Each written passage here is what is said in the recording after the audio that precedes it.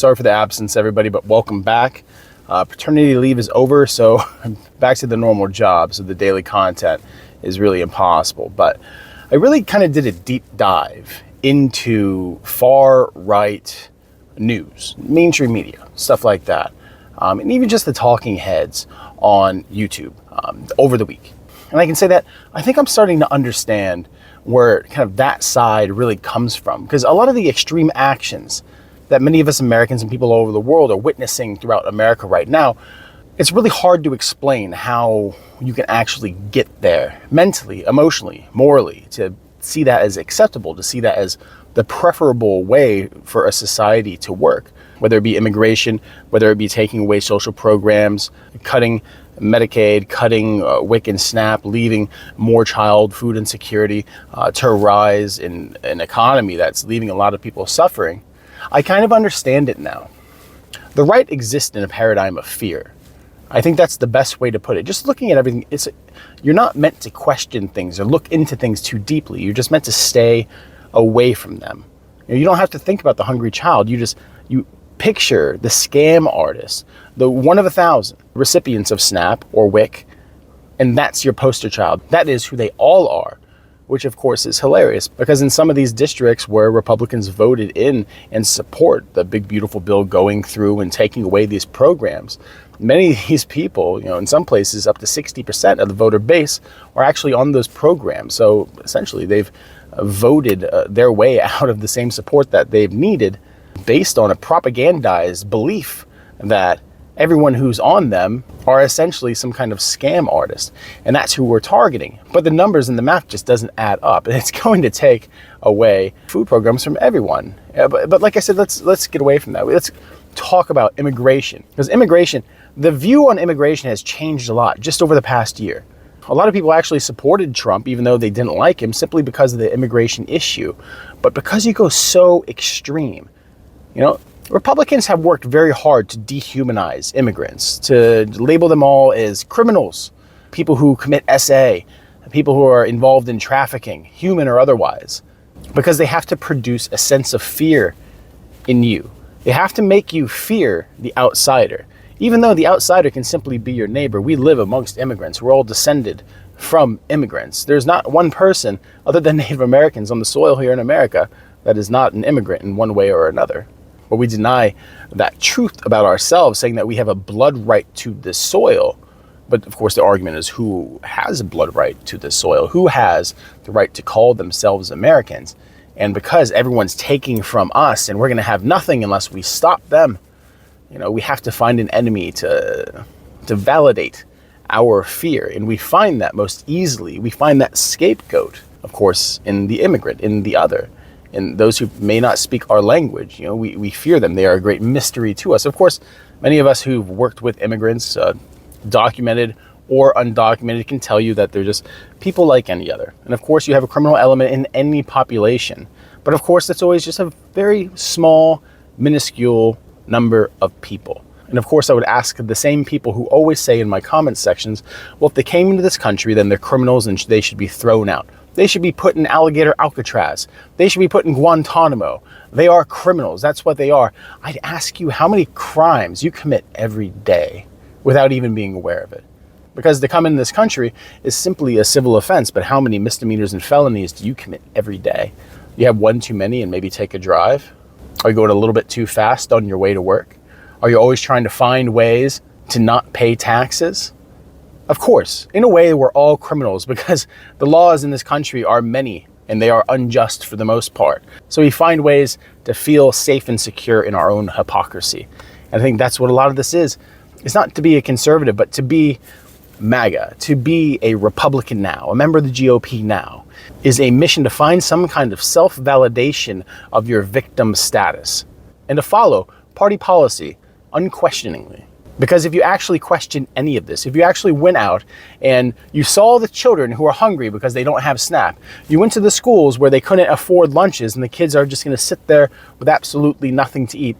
If you saw the family of immigrants who work harder than you probably do at a kid's baseball game or at the pool, You'd have to come face to face with your own ignorance and hypocrisy.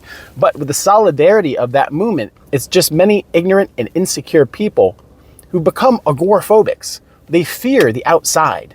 They're only safe and comfortable in their living rooms watching actors on TV validate those feelings of fear that they have through very biased and curated portrayals of reality that they just don't know. I was never a liberal, really. I think you can call me more of a classical liberal than anything. But over this past year of content creation, I can tell you that that has shifted dramatically. I cannot endorse any of the actions, and I feel like any true patriotic American who actually understands this country can't actually endorse any of the actions that have been done by this administration. Because if you look through the propaganda, if you see through the lies of mainstream media and the politicians who we know are all corrupt, then you can see that the impacts of the actions of this administrations and their supporters are driving this country into essentially a moral abyss from which it'd be almost impossible to crawl out of. I find myself, as well as I think many people find themselves, in an interesting position where they are now leftists out of circumstance. It wasn't any kind of logical line that led me to be left of center now. It's just experience in life and also seeing the shortcomings of this administration and the administrations before. But of course, it's definitely more accented and accentuated now in this time with this dear leader and its regime. And because I, like many of you, simply want the best for my people and I want them to have a good future. And I want people to come to this country and be celebrated and embraced for their desire to have the same freedoms that we enjoy and participate in democracy and in our constitutional republic and in our communities and in our culture, because that's what America is. And I feel like this is essentially only a position of the left now. Not just the liberal, not just Democrats, because Democrats clearly have massive problems. But in comparing the two parties right now, which is more unjust? Is it the one that calls for the individual freedom of choice and for people to be able to direct their own lives in the direction that they want? Or is it the one that says, submit to the rule that we create, fit our picture of perfection and our picture of patriotism, lose all individuality and become part of the movement, obey, conform? This is something that Americans naturally resent. And I think that that's why you see so many people right now naturally move maybe from right of center, even to right, more to the left. Because an extreme action on one side is going to have an extreme reaction. And that reaction is to drive people to the other side and actually find themselves in the position where they are opposing the people that they used to call their allies. I understand this because this is me. And this is many of you. We understand that it's nothing but fear, and that's it. There's no logic or reason to it. It's simply fear. Is there a problem with immigration in America and in the West and in the rest of the world? Yeah, of course. Of course there is. I think you have to be quite ignorant to see that, mass migration is, in effect, if you look historically, nothing but colonization. Assimilation is an important thing, and I think a lot of cultural aspects, but America is kind of very different in that regard because it has always been a cosmopolitan project.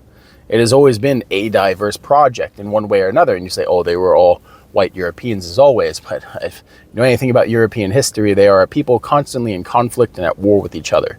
And let's not even talk about how they treated the Irish and the Italians, but especially the Irish in early America. We have to be very honest about those things. So the idea of America being simply an ethno-state is just really a modern creation that's a bastardization of the social nationalist movement from the German 30s, honestly. It's not something that truly has any ground to stand on as far as American history goes. It just doesn't. Being back in my job really does give me perspective because I get to speak to people from all political positions and persuasions, people of varying degrees of wealth, people in very different positions in their life. And it really gives me a glimpse as to where they stand both financially, how this modern economy is hitting them, and of course, how they rationalize all that with the positions that they have. Because when you get people in a conversation about their finances, politics quickly follow. And I can say one of the most fascinating things about people on the right, people who call themselves MAGA, people who call themselves Republicans, is the last thing that they will give up, the last thing that they will turn away from is their fear. It is their fear that defines them. It is their fear that has become their most valued treasure, because it's their fear that they derive their very identity. And I think that that is a tragic state to live in. I think that that's a tragic way to look at the world. But in all reality, there's between 30 and 40% of America right now who are trapped in that fear state where they look at the world and shiver and shudder at what can be outside their window. And they just want it to go away. They want everyone in the world to look as they do when they look in the mirror. They want them to agree with everything and not have debate. They would rather live in a world simply of ignorance than of one of free thought, diversity of thought, true debate, and openness to simple human progression and societal progression. I think that it's absolutely tragic, and that's what we're seeing today. So I really do find it fascinating, and it's a bit of a horror show and scary, because fear makes people act the worst. People just, they act out like animals when they feel like they're cornered, and that's what the narrative is now. So of course we're seeing ICE on the streets kicking down doors. Of course we're seeing Alcatraz pop up. Of course we're seeing tariffs thrown left and right, not simply because it's trade war, but because it's payback, it's retribution for our failings that we need to project on the outside. Because again, we cannot look inside and say that this is us, because that negates the idea that we are the good guys and everyone else is the bad guys. It is the xenophobic position. It is the position of fear and weakness and paranoia that is owned by the right at this point. I think it's absolutely tragic, and I think at some point it has to go away. This is a dark chapter in American history, and because it's a dark chapter in American history, it's a dark chapter in world history, let's be honest. And obviously it's going to get darker because you're having generations raised into this right now, and the ripple effect of this deeply ingrained fear is going to be built into the systems of these kids as they grow up. They will become children of MAGA and growing up into that movement, more and more radical. And of course, as a reaction to that, you're going to have more radical actors rise up on the left to oppose them, because it's just a natural response. The more extreme your opposition gets, out of necessity, the more extreme you must get as well. And it's sad, but it's where we are. I'm curious what you think, because I have a lot of people on the right who do watch my videos, and you hate me and you call me a communist. That's fine. I'm not. But I do see virtues in socialism. How can you not at this point, if you understand how our country works or how Europe works? But I am genuinely curious. Like, do you see through the fear? Do you actually understand why you have all these assertions that you're acting from strength when the rest of the world just sees you as acting from paranoia and fear? What does the world that you want actually look like? Because from all we're seeing, all of us who oppose you don't see you as rational actors who are only looking to make America a better economy, which was originally the promise. We're seeing that you're trying to turn it into something else, that America is a land where the ownership comes with a prerequisite of blood and soil.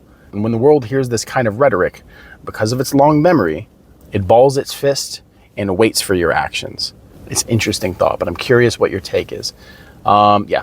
Hey, like and subscribe. It's good to be back. It's been like a week since I posted or had these talks, and I think I needed it, honestly. But a lot of crazy stuff that's happening in the world right now. It's just nonstop, Of course, everyone's throwing blame at each other from what's happening in Texas, even though it's pretty crazy that they got, $10 million, $10 billion, something like that, or $10 million from the Biden government that they refused to take because of their fear.